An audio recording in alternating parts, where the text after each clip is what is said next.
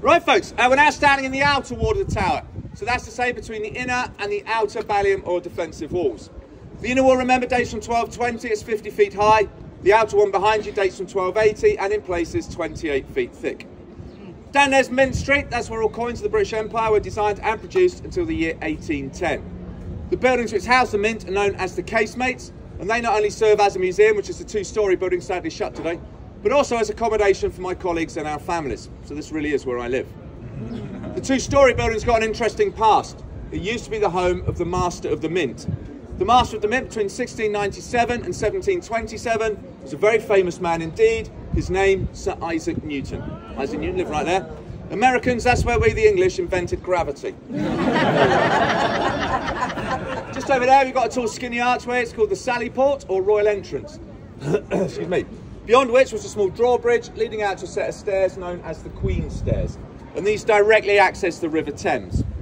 Rather than negotiate the dark, dirty, dangerous streets of London, royalty and nobility would travel in their impressive barges down the Thames, tie up alongside the stairs and gain access through those gates there, which are original, and they date back more than 700 years. Do you mind holding my hand? It's okay, don't look nervous. What could possibly go wrong?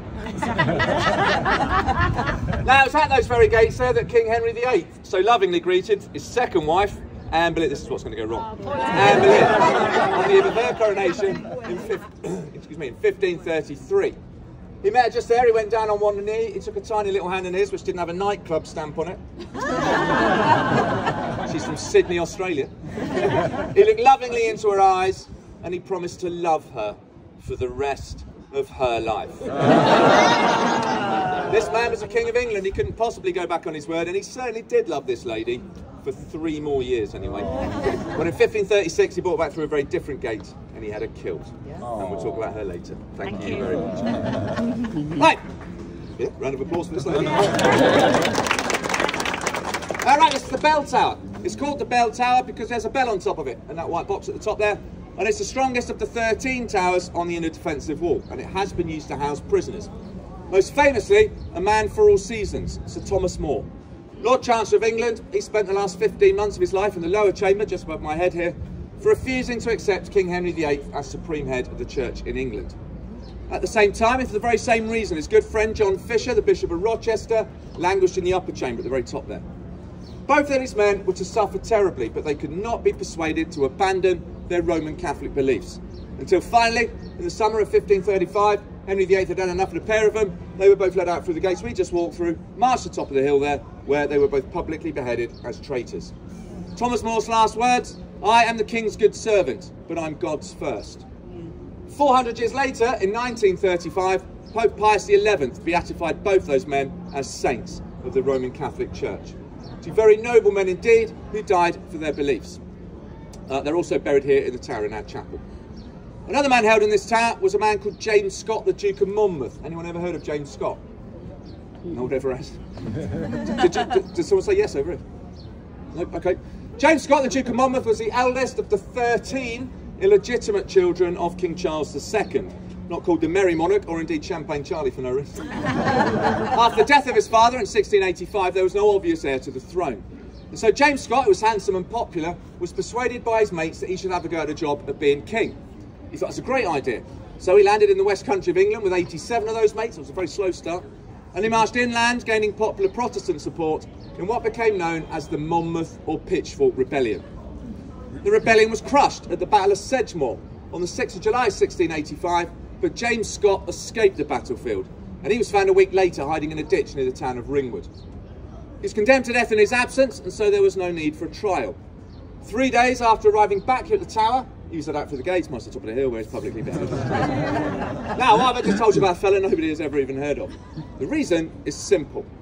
This is regarded as perhaps the most botched execution ever to have taken place in English history. The executioner was a man called Jack Ketch. Jack Ketch was a butcher by trade, and most executioners in those days were, and they needed to be, to carry out their grim work. In his spare time, though, a little bit of a hobby of his, he was an executioner, but was in fact a hangman, not an axeman. Unfortunately, though, for everyone who came across him, he was a full-time drunk, and these three things are not at all compatible. Now, it's customary in those days to pay your executioner.